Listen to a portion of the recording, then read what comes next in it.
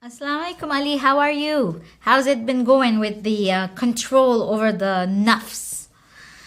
Walaikum salam, auntie. Yeah, I remember the conversation we had last time and about, the nafs al-ammara, which is like the base part of myself, the naughty self that wants to do bad things, the childish self, and then the nafs al-lawwama, which controls it and tries to tell it to do good things. I'm kind of having a hard time. Sometimes I forget. Yeah, it happens to the best of us, and I'm just glad that you're trying. That's the best part. That's the good part. And remember that the nafs, the soul inside us, is a very precious thing indeed.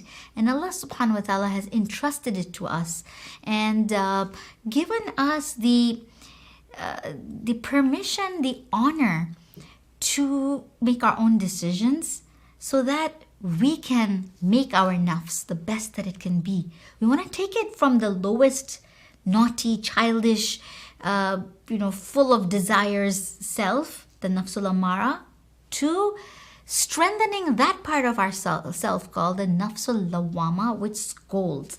The Holy Quran reminds us that, oh, you who believe, take care of your soul. This is your responsibility. Ya ayyuhalladhina amanu alaykum anfusakum. And this is also a reminder in the Holy Quran that when you're taking care of yourself, don't be afraid. That who's trying to take you to the wrong path, shaitan, he can't do anything to you when you're working to fight him. You're not helpless. You're not at his at his whim and desire. You can put your foot down and say, no, I'm not going to do these bad things that my nafsul amara wants me to do badly. Let's look at this ayah and understand how Allah subhanahu wa ta'ala is reminding us about our great responsibility with our souls. يا أيها الذين آمنوا عليكم أنفسكم لا يضركم من ضل إذا اهتديتم إلى الله مرجعكم جميعا فينبئكم بما كنتم تعملون. O you who have believed, upon you is responsibility for yourselves. Those who have gone astray will not harm you when you have been guided. To Allah is your return altogether. Then He will inform you of what you used to do. So there you have it, Ali. You see that Allah subhanahu wa ta'ala is reminding us that we have this great responsibility to take care of our soul. Did you enjoy, what did you get out of that ayah? Did you get some sense of what is expected of us as human beings? Yeah, I saw what part I really liked was when Allah subhanahu wa ta'ala said that Allah will, He knows what we're doing and we will be informed of what we did. So on the day of judgment, whether it's good or bad, we are going to be given that report card that this is what you did. That makes me feel better because when I'm struggling, I want Allah to know that I tried. MashaAllah, that's beautiful and absolutely correct that Allah subhanahu wa ta'ala will give us a reward for doing this jihad. This is a jihad.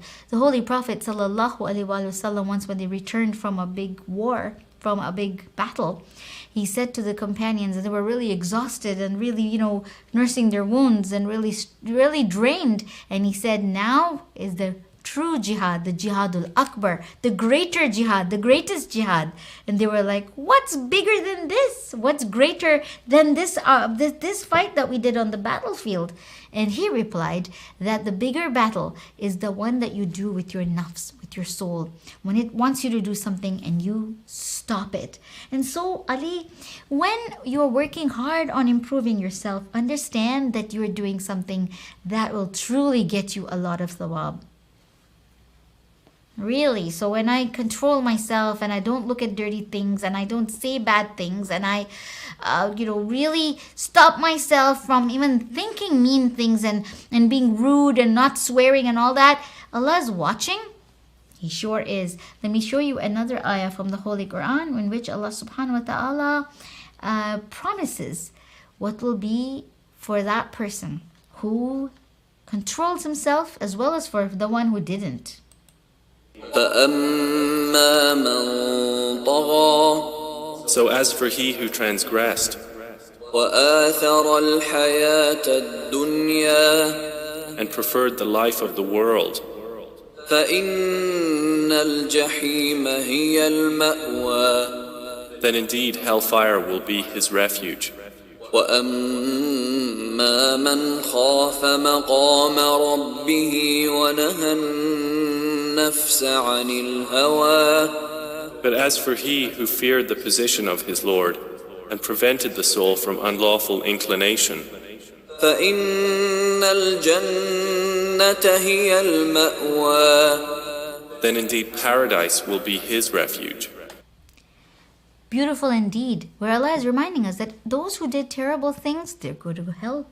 But those who struggled, they were afraid that one day they're going to have to face Allah subhanahu wa ta'ala. They restrained the desires of their self. Then for them, Allah subhanahu wa ta'ala has gardens and a life forever and ever.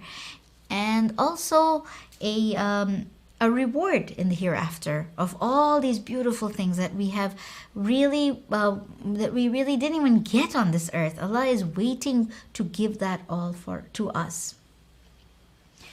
So then, it's a good thing that we're struggling, huh? This is often I feel like, why do I have to listen? Islam, makes me like, don't do this, don't do that. But controlling myself is something that will make me a better person and also get me a reward from God.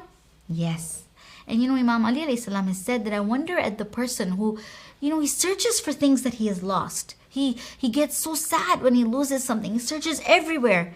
But he has lost his soul and he's not searching for it. Those people who don't care about their soul, who just do whatever they feel like and they don't think about what Allah wants from them, they are asking for Allah subhanahu wa ta'ala's displeasure. And they're making this world more important to themselves than the pleasure of Allah subhanahu wa ta'ala. So auntie, what are the things I need to work on? How do I make myself a better person? What are the things that I should try really hard to fix? That's a very good question, Ali. Hazrat Luqman alayhi salam, he was not a prophet, but he was a very learned man, and a whole surah in the Holy Quran is dedicated to him. Hazrat Luqman said to his son used to listen and take the advice from his father. And his father said, Ya bunayya, oh my son, remember, when you prefer this world and you just want to live here and enjoy yourself, how people say you only live once, let's enjoy. What happens is they're preferring this world to the akhirah, to the afterlife. He says that person who does that, they suffer a double loss. Number one, this world that they run after and they're doing all these things for, it leaves him. It abandons him. Friends leave him, money leave him, power leaves him, his own youth leaves him, whatever he really was, making his God, it leaves him. Second thing, what else did he lose? He gets nothing in the hereafter. And that is extremely, extremely sad. So what do you do then when you want to do all these things and you can't stop yourself? You really want to do it all. How? It's not my fault when I'm not strong. It's not, I don't know if it's not our fault. We do have the ability to control ourselves, and many people have controlled themselves. There are people who even control eating. They lose lots and lots of pounds of flesh. They control themselves. They can see a chocolate dessert in front of them and they don't take it because they want really badly to lose weight. And so when we want to improve ourselves and make our souls elevated, we can do that too. And when you ask me, what are the things that you have to work on? Well, it's very important to be aware of what you're putting into your soul. Imam Hassan alayhi salam has said a beautiful hadith, a very famous one, where he says that I wonder at a man who's very aware of what he eats, right? He's very aware of what will be bad for him. Oh yeah, I know. My mom's like that. She's like, oh, I'm not gonna have this. This is gonna make me fat. And then she says, oh my God, this has cholesterol. This has, I don't know, trans something, and this has she says trans fats, something like that. And then like, oh, this has color and seasoning that is not good for us, and it's artificial sweetener. And she's so particular about the oil and the fat and everything. So yeah, I know what he's talking about there, Imam Hassan. Yep, there are so many people who are very aware. There are people who weigh their food. They want to be so careful that they don't gain an ounce more. But then he says, Imam Hassan, that then, they worry about what they put into their body, but they're not worried about what they put into their soul. Because what we look at, what we think, what we read, what we watch, what we think about, these are all nourishment that we give to our soul. And when we recite the Holy Quran, when we read the hadith from the 14 Masumin, the 14 Masumin alayhi salam, when we look at ways to improve ourselves, self-improvement, then we have really worked at giving the correct thing to our soul. So you need to look at the emotional, the psychological, the spiritual, the mental and the physical things that are being given to your body and your soul. So that means correct knowledge has to enter you. Correct clothing has to be on you. Correct environment has to be around you. You don't hang around people who are correct friends, for example. You need to be aware of who you're being around, but also correct environment, that you don't go to a place where you're always seeing temptations around you. When you go to a buffet and there's all this food around you, and some stuff is haram and some stuff you can eat, would you hang around in the haram section and look at food and say, oh, I wish I could eat that, I wish I could eat that, and then keep looking at it until you feel like actually tasting it? That's bad. I wouldn't want to do that. I mean, even when I'm fasting, I try very hard not to be near tasty foods that smell good. But now I can be around them and nothing happens to me. Exactly. That's what fasting makes us do. It makes us come to a point of piety and taqwa where we can deny ourselves the very thing that we need to make it through the day. And we realize we can keep away from food, from water, and also from things that are bad for our eyes, for our hearts, for our ears, for our hands, for our soul. So we become completely holistic in what we are keeping away from ourselves, right? Only good things enter. And that's why you can now look at food and nothing happens. You are able to control yourself. That's a level of taqwa. But doing that too early in life, there are children who break their fast, right? Because they see food. Yeah, I have friends who do that. I have, they're like looking at food and they're like, nobody looked. I'm just going to take some and put this in my mouth. They break their fast and nobody even knows. So bad. Astaghfirullah. Yeah, because they couldn't handle that pressure. Why hang around stuff that you can't, you can't control yourself from? The temptation is too much. Therefore, don't read books that are putting your mind in a place where you shouldn't be. Don't look at things that are bad. Don't even think of things that you cannot have. And when you do that, also your thoughts, what you say, what you think, these are all very important. I want to take our attention to a beautiful ayah of the Holy Quran where the angels on the day of judgment will look at those who committed sins and they will say, why did you do that? Why did you do this dhulm on your nafs? Like Imam Ali alayhi salam has said in Dua Komil, Zalamtu nafsi, my soul made me do a sin. My nafs al-amara basically misled me. And the angels will say to this person, really, why couldn't you run away when that thing was in front of you, that bad thing? You were in an environment where people were dancing or people were dating or people were looking at dirty things or listening to bad things or acting badly. Couldn't you just leave that place? You could have walked away. And that's what we need to do. Walk away from things that are taking us off the straight path. Let's look at this ayah. إن الذين توفاهم الملائكة ظالمي أنفسهم قالوا فيم كنتم قالوا كنا مستضعفين في الأرض قالوا ألم تكن أرض الله واسعة فتهاجروا فيها فأولئك مأواهم جهنم وساءت مصيرا. Indeed, those whom the angels take in death while wronging themselves, the angels will say, "In what condition were you?" They will say, "We were oppressed in the land."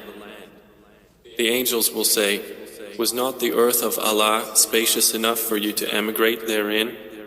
For those, their refuge is hell, and evil it is as a destination." And so we find that when we are confronted with evil, we need to leave. We don't just go for it, Ali. Oh, so my soul, because it befriended Shaitan, is working to get me in trouble. And I need to control that soul. Yes, remember, Shaitan, his job is to make us make a mistake. Because he wants to prove to Allah subhanahu wa ta'ala that we weren't a good idea to make. That he was a better worshipper. And Imam Zainul Abidin alayhi salam in a dua says in a very beautiful way, he says, "My Lord, I complain to you of a soul that commands me to do evil. It makes me run to bad things. It makes me eager to disobey you. It exposes itself to your anger. Takes me on the road to disasters. And it makes me the easiest to perish before you, oh my Allah." This soul is not a very good, it doesn't listen. And that's why we need to really control our soul. Because the nafs al-ammara, Ali, if it runs rampant like a child just doing what it wants, it will not care about anything or anyone. And least of all about pleasing Allah subhanahu wa ta'ala, and it'll become a friend of Shaitan. And if we work on our lafsul lawama, which scolds us and teaches us and keeps us on the straight path and makes us feel guilty and bites our conscience, we will become aware of our actions. We will become aware of our imperfections. We will become more humble. We will become regretful for the things we did wrong. We will blame ourselves, we'll question ourselves. Our conscience will take us to the straight path where we will become, inshallah, on our way to becoming a nafsul mutma'inna. So today, let's make an internal conscious decision, Ali, and take all those tools we need to get us to the straight path and to make Allah subhanahu wa ta'ala pleased with us. It requires constant reflection, constant reassessment, thinking about the rewards for the soul. Make it feel good. Pat yourself on the back. Reflect on the rewards. Make the connection. I did something good. Allah gave me this. Wow. And then make yourself do more of that. Aim higher. Stay away from negative people, negative thoughts, negative acts, because this is how Allah subhanahu wa ta'ala will be pleased with us. And inshallah, we will be on the Sirat Mustaqim, inshallah. Yeah, I wanna do that, Auntie. You're so right. I wanna be very strong about not being proud, not being greedy, not being jealous, not looking at bad things that are bad for me, not listening to bad things, not being stingy, not backbiting, not hating. I wanna really work on my soul. I want to make that nafsul amara just stay away from me, and I want to really strengthen my nafsul lawama so I can be on my way to being a nafsul mutma'inna. And inshallah you will. All it takes is that first step, and Allah subhanahu wa ta'ala will take 3 steps towards you. Best of luck, Ali, and inshallah we all will do our best on that Sirat al-Mustaqim to gaining the pleasure of Allah subhanahu wa ta'ala.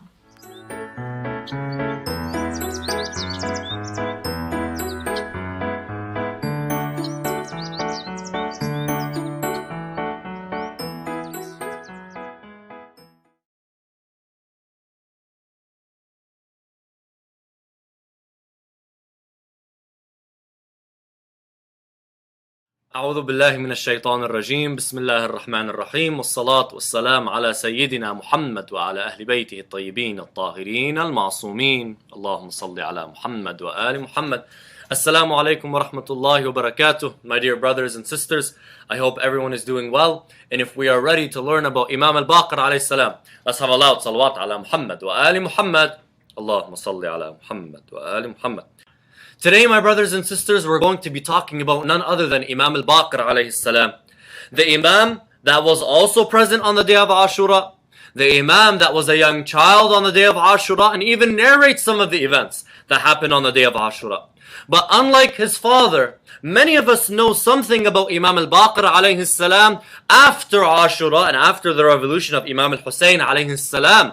How the Imam alayhi salam began the first Islamic university in the name of Ahlul Bayt alayhi salam. How the Imam alayhi salam taught those who agreed with him and those who disagreed with him. How the fundamentals of Islamic jurisprudence, our fiqh, the laws that we have, are based on some of the ahadith of Imam al-Baqir alayhi salam.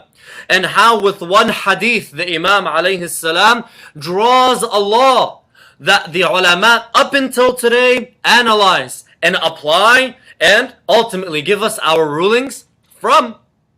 The Imam alayhi salam's contributions were many. And the works of the Imam alayhi salam benefited not only the Shia, but all of the Muslimin. Rather, people that were not even Muslimin, people that did not even believe in Islam, were able to benefit from the Imam alayhi salam. And that's why he was called Al-Baqir by none other than Rasulullah sallallahu alayhi wa sallam. Al-Baqir, my brothers and sisters, comes from the word Baqarah. And Baqarah, some of you are saying Baqarah as in cow. No, that's Baqarah with a ta marbuta at the end. Baqarah with a fatha at the end means to split open. And so why was he called Al-Baqir, the one who splits open something? It's as if knowledge was in a bag. And Imam al-Baqir alayhi salam took a knife, took scissors, took something and split that bag open. And imagine you have a big bag of wheat and you split it open. What happens to the wheat? It comes out with force. It comes out with force and it spills out. It's as if the Imam alayhi salam had the bags of knowledge. And he took a knife or he took scissors and split that bag open. And that knowledge came out with force for everyone to take. And when a bag of wheat is split open, it's as if the wheat is coming and does not end. It doesn't end. It's as if that wheat is spilling and spilling and spilling from that bag and has no end. Same thing with the Imam. It's as if the Imam alayhi salam took that bag and split it open, and the knowledge that was coming from that bag would come and come and come and wouldn't end. And so you found the Imam alayhi salam's his knowledge and him teaching and his fame became known to everyone, not just the Shias. Rather, even the prominent Sunni scholars testified to the merit of the Imam. Not just the Sunni scholars. Some of the tyrants of his age, the worst of people that lived at the time of the Imam, testify for Imam al-Baqir alayhi salam. More than this. Some of those that were responsible for killing the Imams of Ahlul Bayt testify for Imam al-Baqir alayhi salam, saying that if anyone of the Muslimin would to tell me this, I wouldn't believe it. But because Muhammad ibn Ali testified and said this is true, I believe it. Go into the books and go to the books of history. Go to the books of ahadith. You will find that a man by the name of Al-Mansur al-Dawaniqi. Who is Al-Mansur al-Dawaniqi? Al-Mansur al-Dawaniqi was the Abbasid ruler, one of the first Abbasid rulers that took over after the Umayyads. And he was responsible for the killing, for the martyrdom, for the murder of Imam al-Sadiq alayhi salam. Al-Mansur al-Dawaniqi one day was in the majlis of Imam al-Baqir. Imam al-Baqir was giving a class. Al-Mansur was among the students of Imam al-Baqir. Subhanallah, the betrayal. Subhanallah, how time changes a student into a murderer. He was listening to the Imam. And the Imam alayhi salam was talking about Imam al-Mahdi, the Qa'im. As the books say, he was talking about the Qa'im, the one that will come and ultimately make Islam the ruling government, or the sort of the to make Islam rule the world, essentially. And he spoke about him and he called him the Mahdi, the guided one. And as the Imam alayhi salam spoke, Al-Mansur was listening. After Al-Mansur finished, or after the Imam rather finished, Al-Mansur leaves. And he speaks to one of his companions and he says that if any of the other Muslimin told me about this man that is to come at the end of time and rule the world in the name of Islam, if anyone was to tell me about this individual, I would not accept it. But because Muhammad ibn Ali said that he will come, I believe it. This is who? The killer of Imam al-Sadiq himself. More than this, you have a man by the name of Hisham ibn Abd al-Malik. Who was Hisham ibn Abd al-Malik? Let me tell you about Hisham ibn Abd al-Malik. Hisham ibn Abd al-Malik was one of the Umayyad Khulafa. He was from Bani Umayyah, or he took over after the Umayyads, or some of the prominent Umayyads like Yazid ibn Muawiyah ibn Abi Sufyan. He was one of them, and he took over after Yazid ibn Muawiyah. Maybe there was one or two before, but he was one of the Khulafa that came after Yazid ibn Muawiyah. If you think that Yazid ibn Muawiyah was a tyrant, you didn't meet Hisham ibn Abd al-Malik. You didn't meet Hisham ibn Abd al-Malik. Hisham ibn Abd al-Malik was a murderous tyrant. He was far away from Islam altogether, to the point where you can make the argument that Hisham ibn Abd al-Malik was not even a Muslim. To that degree. If you thought Yazid was bad, you didn't meet Hisham ibn Abd al-Malik. That's how bad Hisham ibn Abd al-Malik was. You can doubt in the Islam of Hisham ibn Abd al-Malik, just the same way that we don't call Yazid a Muslim. Hisham ibn Abd al-Malik says to Imam al-Baqir himself, he says, "O Muhammad," he calls him by his name, subhanallah, the disrespect, he calls him by his name. No problem, but look what he's going to say. He says, "O Muhammad, Quraysh will lead Arabs and non-Arabs as long as a person like you is among them." He's testifying for the Arabs themselves and the non-Arabs. He's saying, Quraysh, this tribe in Saudi Arabia, will rule over essentially all of human beings, Arabs and non-Arabs alike, as long as someone like you is amongst them. And so Imam al-Baqir was a threat to Hisham ibn Abd al-Malik, just like all of the Imams of Ahlul Bayt alayhim salam. Let me give you one more testimony, my brothers and sisters, from a prominent individual at the time of Imam al-Baqir alayhi salam. And all of this has a point. I'm going to come to a practical point at the end, so stay with me. A man by the name of Abdullah ibn Ata. He was either a scholar himself or a narrator of the traditions. He comes and says this. Listen. He says, "I've never seen the scholars with a person who is inferior to them act the way that they acted when it came to Imam al-Baqir alayhi salam, or Muhammad ibn Ali." He says here Abi Ja'far. He called him Abi Ja'far. Listen what he says. "For they behaved humbly and modestly before him. They knew his right and his knowledge and learned from him." Listen now what he says. He says, "Although Al-Hakam ibn Utaybah was great and old, I saw him before Al-Baqir learning from him. He was like a boy in front of the teacher." Who was this man by the name of Al-Hakam ibn Utaybah? Al-Hakam ibn Utaybah was known to be one of the greatest scholars of his age in his era. To the degree that when this man came to Medina, whoever would be praying beside the grave of Rasulullah or in the masjid of Rasulullah would step aside for this man to pray. He was the scholar of his age. You know what they used to say? When this great old man would sit in front of Imam al-Baqir, he would look like a boy in front of the teacher. And this is not just his testimony. This is the testimony of many people.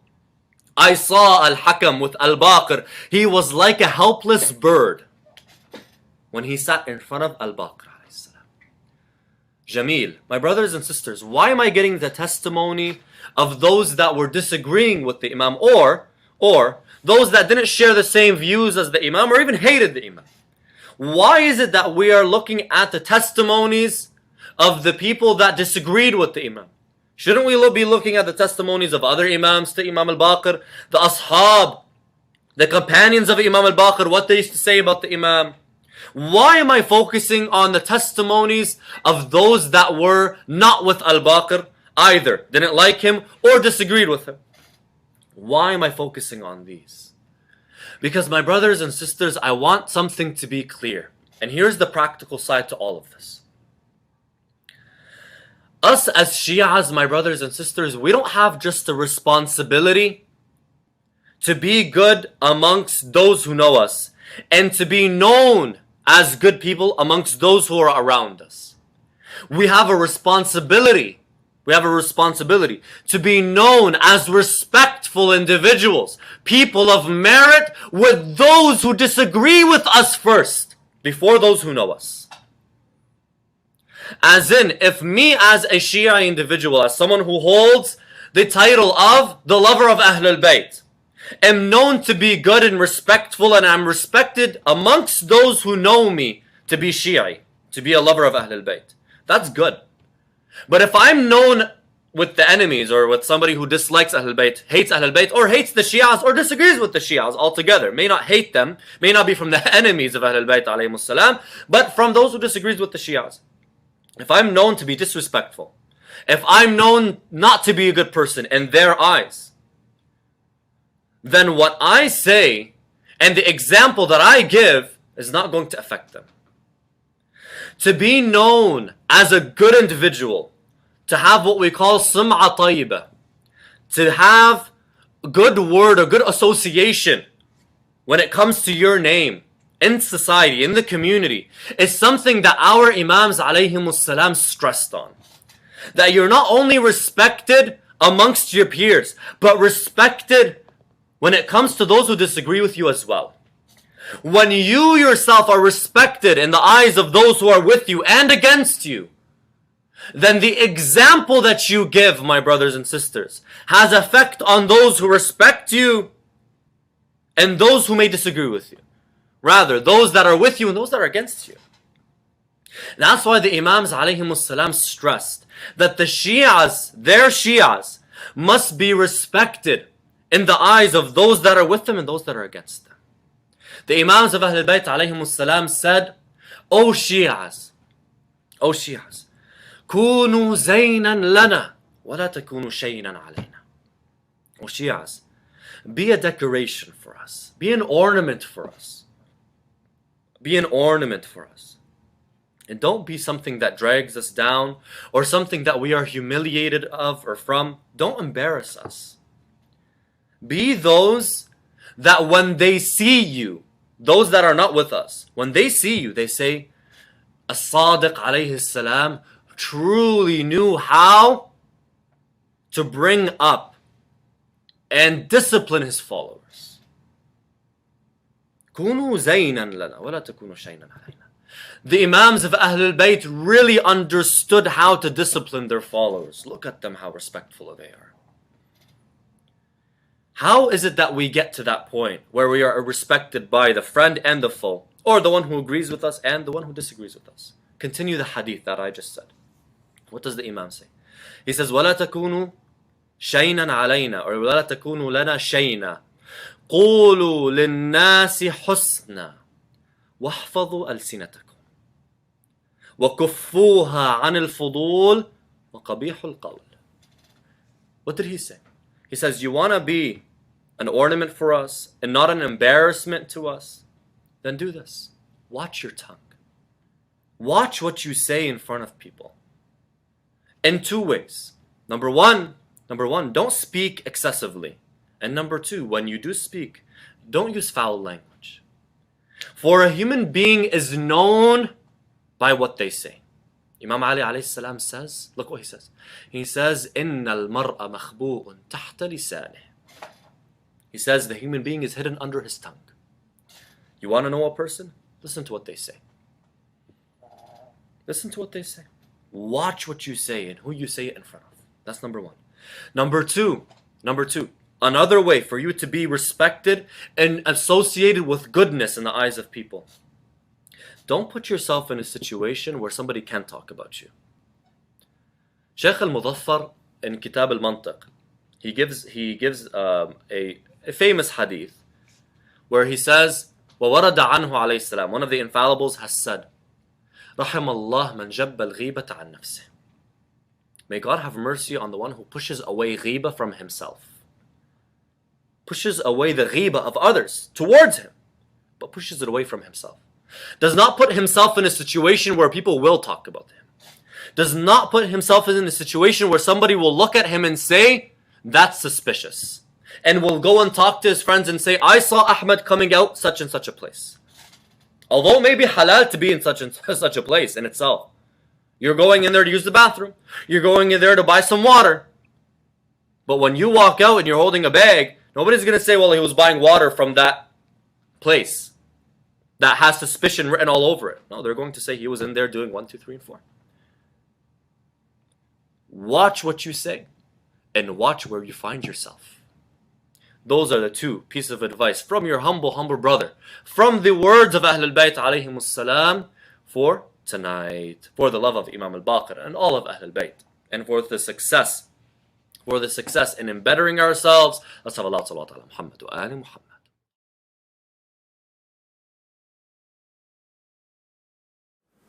In the name of God, the most beneficent, the most merciful, we ask Allah to send His greatest peace and blessings upon Muhammad wa ali Muhammad.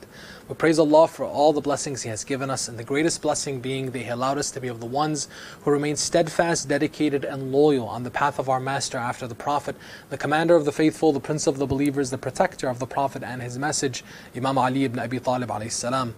We praise Allah for this blessing and every blessing, for without Allah we would have nothing. Assalamu alaikum, my dear respected brothers and sisters, wa rahmatullahi wa barakatuh. What is the difference between brothers of trust and brothers of company? A group of people came to visit Amir al-Mu'mineen alayhi salam, and this narration, this tradition is reported in Wasa'il Shia. In this story, a group of people came to visit Imam Ali alayhi salam, and one of the individuals present asked Imam Ali, can you tell us about brothers? So in many instances, people would come to the Imams and tell them, bring up a topic and say, could you speak to us, provide us some wisdom on this topic? So Imam Ali alayhi salam tells us, and kind of to provide a little bit of a background before we jump into the response of the Imam, think of the widely known saying of the Imam where he says, قُلْ لِمَنْ تُعَاشِرْ أَقُلْ لَكَ مَنْ أَنْتِ. Tell me who you befriend, tell me who you associate with, who you spend time with, and I will tell you who you are. Our friends, our brothers, our sisters, the people that we spend time with are a reflection of who we are. And naturally, if we want to grow financially, professionally, spiritually, intellectually, physically, mentally, and every aspect and dimension of our lives, if we want to grow, we want to be better, we naturally have to connect ourselves and be around people that are at the level that we want to be at or greater. But if we're connecting ourselves and we're spending time with people that are not at the level that we want to see ourselves. For example, if you want to lose weight, you want to be sitting down, or not sitting down, but standing up and being physically active with people that are physically active, with people that have accomplished the goals that you're trying to accomplish, or are actually on that journey, on that pathway to accomplishing those goals. Apply that in every other aspect of our lives, spiritually, intellectually, etc., etc. Now, when this individual asked Imam Ali alayhi salam, tell us about brothers, Imam Ali alayhi salam said, brothers are of two kinds, of two types. Brothers of trust and brothers of company. Brothers of trust are those individuals that you share your secrets with, that you entrust with your wealth in your family, that when you are absent, they are taking care of your affairs. These are the individuals that the Imam encourages that you to keep your wealth and to keep your family with and keep your secrets with. These are individuals whom will protect you in your absence and will be there for you in your hardest times. And he describes these individuals as being rarer than red sulfur. And if you could have even one of these in your lifetime, then you're lucky. Now, just taking a look at that, we can understand that these are people that, again, we may not have a dozen of them. We may not even have a handful of them. They may be one or two individuals in our lives if we're lucky. These are people that are naturally going to be sharing the values that we share, the principles that we share, and individuals that we can trust fully. Not because we've known them for so long, but because of the conduct of their character and who they are as individuals. The second group of people, so this is a brother of trust or a sister of trust. The second group of people are brothers of company. Now, brothers of company are people essentially that we're spending time with in social engagements. People that we're able to, attain enjoyment from, of course, legal enjoyment, enjoyment that, in this context of the narration, of socialization, things that are halal, things that are permissible, that you're able to, laugh with, joke with, spend time with, and socialize in a way that brings about that aspect of your life that's necessary, that socialization is necessary. And that the Imam says, do not disconnect from them and do not seek to understand their intention behind this necessarily or otherwise. Meaning, when we're looking at this relationship with brothers of company, don't necessarily dive too deep. They're there, social engagement, it's an acquaintance, a friend, people that you spend time with, but not necessarily going to the deeper level of trust. When we're having these engagements, it's important for us not to disconnect. Sometimes we may feel that just because this individual is not at that high caliber of trust, that we want to disconnect from them and we don't want to be associating with people and want to isolate ourselves. But to the contrary, what Imam Ali alayhi salam is telling us is that you are able to identify and distinguish between the different brothers or sisters that you have, the different friends that you have. There's nothing wrong with having friends of company, brothers of company that you socialize with, that you're able to enjoy things, of socialization that are permissible, having a good time, of course, within all of the boundaries that are, legislated for us by our faith and by our creed. But don't make the mistake of confusing between these two groups of people. Both are necessary. And the emphasis in the hadith and what the Imam was saying was actually do not disconnect from this group of people, those of company, because you need those people in your lives as well. And make sure that you're showing them the same in what they're showing you in pleasant demeanor and pleasant conversation. The takeaway is that we are able to identify the good people in our lives, the people that are going to make us better, the people that we can trust, the people that we can also spend time with, socialize, and continue to being contributing members of our society, not isolating ourselves and being hermits, and not making the mistake of confusing these groups of people and being wary of our relationships with one another. Be pleasant, be cordial with all people, period. And if people that we can spend time with and enjoy, excellent. If people that we can develop an even deeper relationship with shared values and principles, and people that have proven conduct and character, excellent. Those individuals, yes, they're rarer than red sulfur, as the Imam puts it. And if you can hold on to one of those in your life, you're a lucky person. Identify your friends, identify your brothers and sisters, make sure that you're aware of who you have in your life. Inshallah, these individuals can help you become closer to the better self and highest self that you have, and ultimately closer to Allah subhanahu wa ta'ala. And hopefully you're that good friend that can also position yourself in at least one of these categories of brothers in trust or brothers in company. هذا والحمد لله رب العالمين وأفضل الصلاة والتسليم على نبينا محمد وعلى آل بيته الطيبين الطاهرين.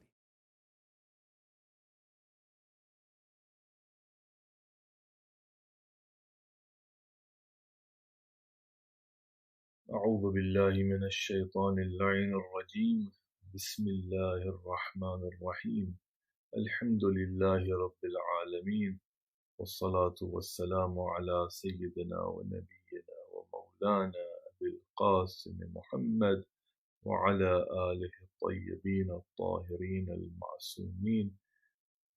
أما بعد، فقد قال الله عز وجل في كتابه المجيد: بسم الله الرحمن الرحيم إن الصلاة كانت على المؤمنين كتابا موقوتا صدق الله العلي العظيم. Dear brothers and sisters, Assalamu alaikum wa rahmatullahi wa barakatuh. Allah subhanahu wa ta'ala, in numerous verses, including the verses I have just recited, He has commanded us to pray, to establish the prayer. and it is an obligation that we must undertake. 5 prayers every day. The Sharia explains the method, and the Sharia also recognizes the practicalities of our lives, the fact that we live in various circumstances and situations. Illnesses, injuries, disabilities can strike us, and various situations can come into play in our lives, such as war and fear. In each of these situations, the Sharia has defined what is to be done. If a person cannot stand independently, then he can stand with support. If he cannot stand at all, he can sit. If he can stand for a period but then cannot stand, then he is to stand as much as he can. If one cannot sit on the floor but can sit on a chair, then that is what he must do. The Sharia explains all of this and has provided for us these many rules in detail. And the onus is upon us to find out what they are so that we can abide by those rules, the laws of the Sharia, and perform the prayers that are valid and that are correctly performed. In this session and in these sessions in general, I will not be able to go into the details of all of the masail, all of the ahkam. There are certain issues that I will pick and choose that I see that maybe might be relevant, and maybe explaining them will be beneficial to the brothers and sisters. So the onus is upon us to be motivated to open up the books, to use the apps, to make contact with the ulama, so that we can be guided in terms of what our responsibilities are, what is wajib, what is haram, and how we must perform the prayer. One of the circumstances that get us confused sometimes, even those who are healthy with no physical disabilities, is when we are traveling on a plane, and there are many misconceptions on this particular issue. And there are many questions that arise out of praying on a plane or any vehicle in motion. And I will be focusing on the plane because that is where we have these long journeys. Our journeys on the train are relatively short, and we can pray before we leave or when we arrive at our destination. But with these long flights for many hours, for several hours, this becomes something that is difficult. Especially, there are no stops when we are going by plane. With trains, there can be stops and the like, and it is somewhat easier to figure out what to do. The first step that I would advise is that when you book your tickets, is to start planning your journey and planning the logistics of praying. Figure out, okay, this is when the time of departure is, this is when I will be arriving, what is the prayer time where I am departing from, what is the prayer time where I am going to arrive, what prayers will I have to pray on the plane, and how early can I pray, or if I can do wudu and then straight away pray on the plane, is that something feasible? All of these logistics will need to be planned and foreseen. You can also have a look at the plane the paths that the planes will take, and see that, okay, is the plane heading towards the Qibla direction, or is it heading away from it, or what will generally be the direction of the Qibla at the different stages of the flight. But these are things that are readily available for us on the internet in this day and age of information. We can get that information and we can make those plans. And making those plans only proves to us and to Allah subhanahu wa ta'ala that we are thinking about these things, and that we are giving due attention. We are giving importance to the prayer.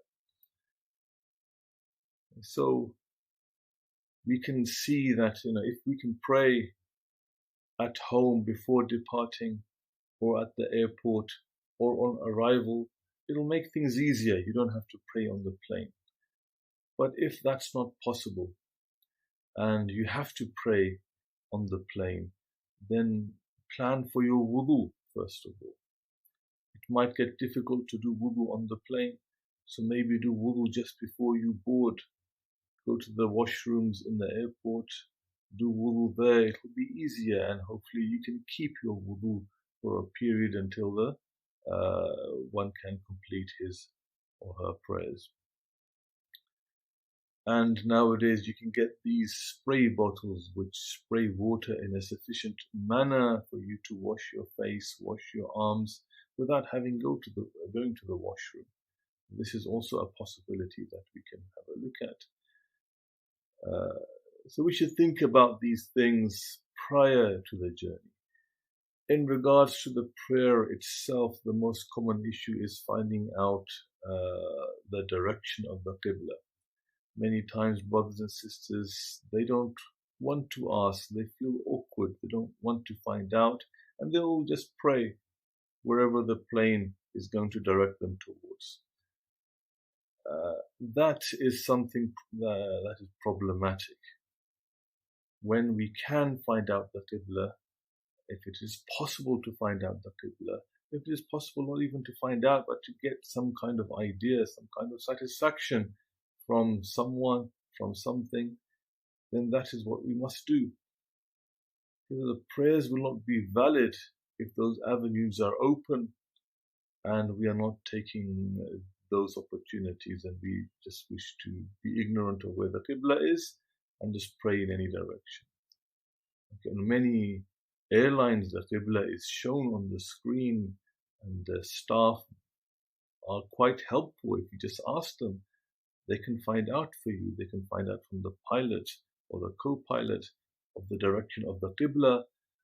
So there are many avenues for us to find out or to gain satisfaction of where the Qibla is, and that will resolve this first issue of where to direct oneself when he is praying in the plane.